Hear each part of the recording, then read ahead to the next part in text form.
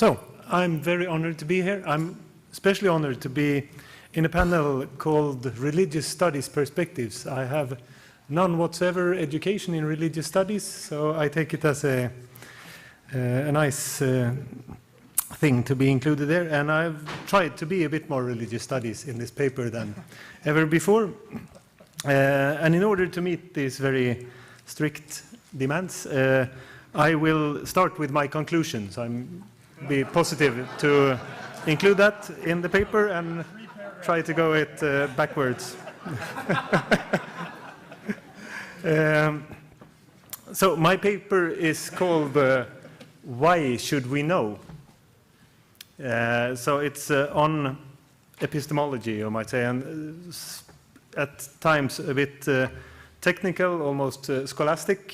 So I won't read it, I will try to talk about it. And what I find interesting is that there is a growing tendency to ask that question, why should we know? Western epistemology has been very much focused on the question, how can we know? But it never really thought about why we should know. And today, of course, with the growing changes in modernity and with the environmental crisis and a lot of problems with the modern prerogative, we find that need to maybe think a bit harder about why should we know, how should we use knowledge. And then there is this growing interest for the use of knowledge. And there I find Gülen one of the inspiring people, and the paper is really a study of this 4-volume Emerald Hills of the Heart and all the Sufi concepts there and the concepts that are in relation to knowledge. And in my reading at least, the central point is tafakkur, reflection. So without reflection, knowledge is well, it's nothing in itself, but if it's fruit for reflection, it might be transformed and used for good purposes, for the soul, for creation, for society. And I think there's a likeness in Gülen and in, if you say, Western secular scientific epistemology on the need for recognizing this fundamental ethical character of knowledge. And I try to argue that this reflection is something that religious thinkers, such as Gülen, have elaborated in greater detail than representatives of the scientific tradition. And I think there is a good chance to make these two different traditions, which I call Doxa, I will try to explain why, can meet and complete each other, which happens in Gülen's works, but which could also happen more in scientific epistemological thinking. And I think an important point with this is also that this would open for a much more balanced and interesting dialogue on the relationship between science and religion than this comparisons of scientific and scriptural facts that we are stuck with too often, which is, to me, rather counterproductive. So that's basically what I try to do, what I try to say, but of course I try to have a strong empirical base for this argument. And at parts, this empirical base is very a bit technical, since Gülen is in himself rather technical at times. He is showing his management of the Islamic tradition and going into rather scholastic presentations of all the different aspects of knowledge, even though they are not his main focus in that work, Emerald Hills of the Heart. And so what I do is I try to find the different concepts, ilm, hikmah, and marifa, and so on, where he presents knowledge, and as I say, tafakkur, reflection, as the heart is this, and see what that means, and to make some comparisons with other thinkers on epistemological questions, both Islamic and scientific, you might say, or philosophical.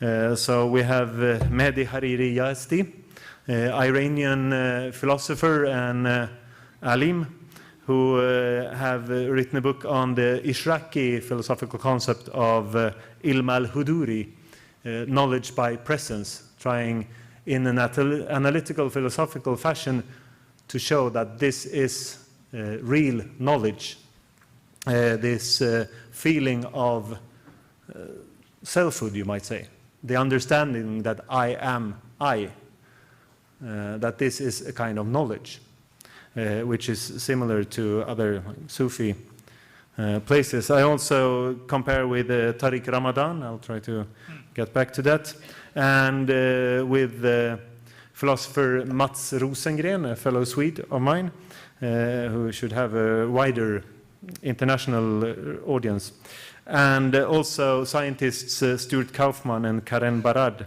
who both acknowledges this agency and intraconnectedness from scientific knowledge. And we'll see how much into the actual paper we can go. Of course, the opening is that knowledge is very central to Islam. We can see it in many places in the Quran, something that Gülen also states. There is 750 times mentioning the different aspects of knowledge in the Quran, one of the most common words in the whole Quran. And I think that's important from a Christian and from a Northern European secular perspective, that knowledge and faith is something that goes together, that knowledge will lead to faith, faith will lead to knowledge, while the Enlightenment tradition saw the exact opposite, that there is some kind of antagonistic relation between faith and knowledge. So that's a specific character of the Islamic tradition, which makes it maybe more useful in this setting where I'm trying to be. And another important thing that you can see in Gülen's writing, which is also rather standard Islamic, from my understanding at least, is that Gülen describes a link between all these different concepts, and showing a link between real knowledge through true faith and right conduct. So there is like a causal, you would say in English, cause and effect between those different things. And being a historian of philosophy, of course, I come to think of Socrates, that right conduct and correct knowledge will go together. You can't do wrong if you have the true truth. And to me, that's one of the arguments why education is so important. If you have a good education, you will have sound knowledge, which will lead to right conduct. So there is an ethical side of that. And Gülen also states that a good education should lead the students to what he says, wholeness of thought and contemplation.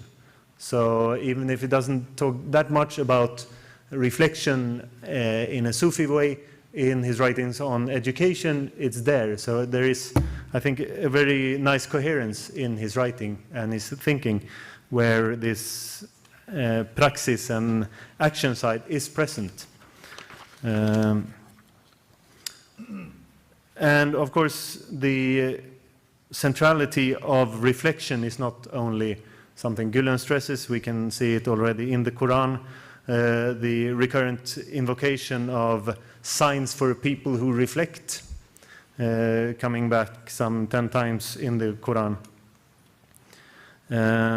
And as I said, that's the importance of Gülen in contemporary epistemological debate, I would say. This emphasis on reflection and as a way of seeing the ethical side of knowledge, which is acknowledged more and more widely in different contexts.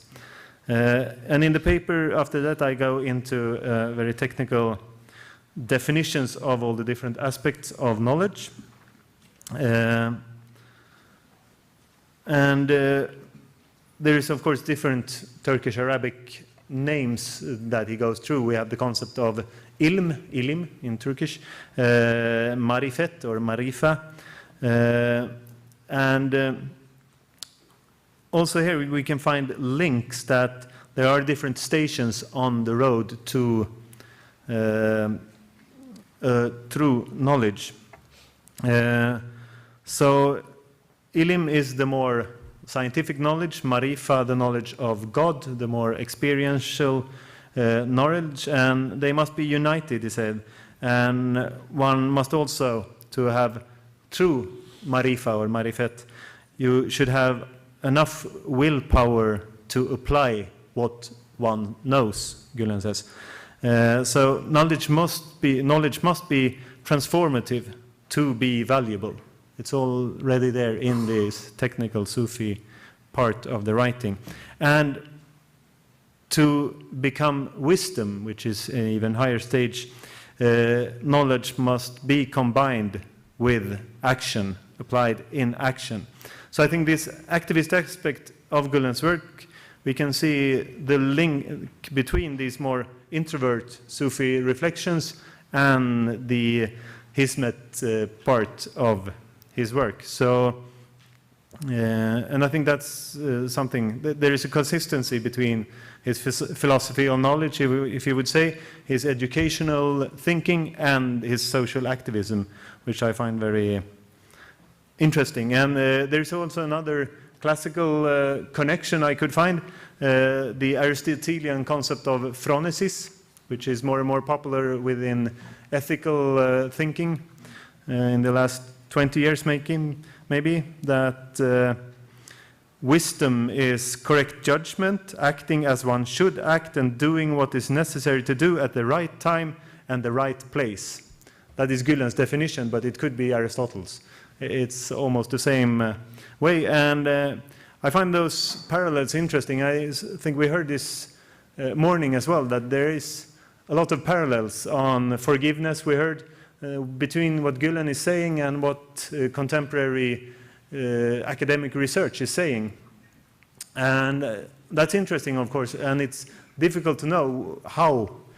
Is it a parallel, or is there some more other kind of connection? And I think what we can find, finding this connection from this Emerald Hills of the Heart, is that this is something that he takes from the Islamic tradition very clearly, and I would say it's a parallel. It's not, what do you say, an influences from either side. It's rather parallel. He is in tune with society, so he sees the same kind of problems, and the ideas are responses to contemporary problems.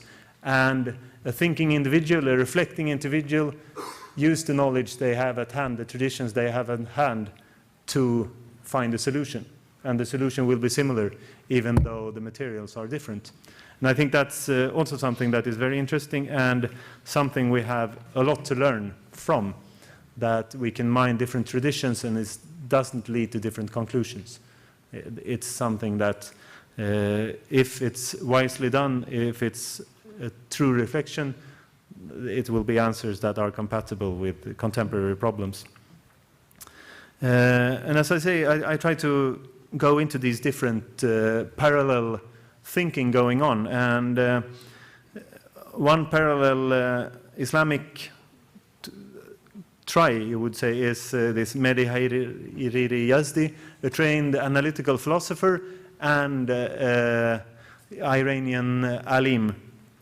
And he tries in a book on knowledge by presence, Ilm al-Huduri, to make a strict analytical philosophical argument for the validity of a broader definition of knowledge, including also this knowledge by presence, which he says is the self-evidence of the I, we say, as one part. this experience is a knowledge. But he would also say that a mystic who can ascend to a unitary consciousness, become united with God, that experience is also a knowledge by presence. So that's also a valid knowledge, he would state. And he also tries to show that this can be included in an analytical paradigm. I wouldn't say he's been very successful. There's not many analytical philosophers who's bought his argument, but it's a nice try. I think it's, of course, he would say that how can you reach that kind of knowledge? It's through mystical traditions and working with the stations. So I would say that this Emerald Hills of the Heart is a catalog of how to reach that kind of knowledge. And Gülen would agree that that is a valid kind of knowledge. And they will also agree that the other kind of knowledge, ilm al-husuli, knowledge by correspondence, is always contingent. So this true experience is true and valid and essential. But scientific knowledge, for example, is only finding correspondences. And correspondences will always be contingent. So they have the same kind of division between the validity, you might say, of different kinds of knowledge. And that is, of course, something that is the last 40 years of epistemology has been on that track, you might say, that ilm al-husuli is what we can reach, knowledge by correspondence, and everyone agrees that there is no objectivity, there is no exact truth. And one solution to that is, as I said, the Swedish philosopher Mats Rosengarten, who talks about Doxa, the old Greek concept of Doxa, mostly used as a rhetorical concept, as the expectations or the understandings of your audience that you need to relate to have an argument. And of course, the sociologist Pierre Bourdieu lifted that to the common understandings of a given society. That's it's Doxa. And that's the best we can have. It's something that we can all agree upon, but it is contingent in a way. But saying that knowledge is contingent doesn't say that I can choose my own Doxa. It's tied to language, tradition, some things that are very slow in change. So it's contingent, but it's still something that changes slowly. And I would say that Gülen also describes science very much as a Doxa, as a contingent knowledge, but of course behind that there is revelation, wahi, which is beyond contingency. But of course the divine word must be reflected upon. So there must be exposition, composition, interpretation, all this, and this will produce an Islamic Doxa. And I will try to say something very short on, well, in Gülen and Tariq Ramadan, I mainly find the similarities of the importance of also contingent knowledge, of scientific knowledge in producing arguments for the present, even though there are some similar differences between them, but that will be for another talk. Or if you're particularly interested in Tariq Ramadan, we can talk about it later on. And I'll try to find my way back into the paper. So just to end, I would say that this is something that also comes from scientists today. There is a complexity theorist and biologist Stuart Kaufman, who wrote a book called Reinvention of the Sacred, where he also says that one tries to reduce knowledge to physics, but biology can't be reduced. There is always agency. If there is agency, there is always ethics. So you can't make that division between knowledge and ethics. So we must reinvent the sacred. We must see that we have a relation to what we study. There are agencies, and we are part of that agency. And so he calls for a reinvention of the sacred, and he doesn't really have something to mine to make that argument. So we need to bring in religious traditions. Another fantastic writer is Karen Barad, who wrote a book called Meeting the Universe Halfways, also on this, that we go in relation to what we study. And doing that, there is relation, and I think that's the main thing, that the world is not an object. We are part of it, and we have relations to everything. And if we start seeing knowledge as a part of taking care of that relationship, then we need the ethical side, and we need to reflect on how we take responsibility for the relation rather than use the object in front of us. And to do that, we need to merge and to have a thinking that can relate those two traditions together, and together they can go further, and they can also, as I say, escape this tedious discussion of scientific and scriptural facts that is not leading anywhere. So I hope I can convince someone for a new opening for dialogue. Thank you.